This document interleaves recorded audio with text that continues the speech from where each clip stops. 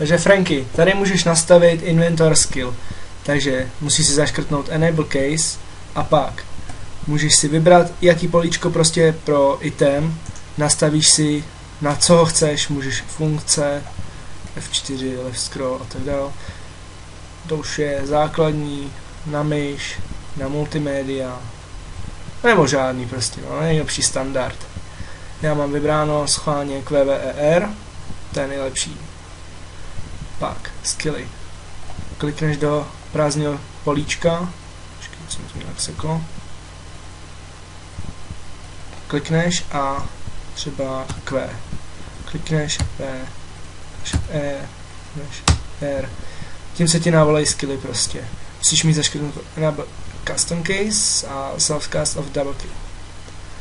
Teď, když máš všechno nastavené, jak se ti prostě líbí, no tak autocast nebudeš potřebovat. Můžeš nastavit invokera, například jakože když zmáčkneš Alt Q, tak se ti složí automaticky cold snap. Nemusíš ho prostě naklikávat. Máš tady prostě celý seznam pro to. To už je automaticky nastavený. Musíš mít zaškrtnutý schválně add spell a use spell. Cremap ten taky ne a ten taky ne. Že pak klikneš jenom reload, minimalizuješ a to je všechno.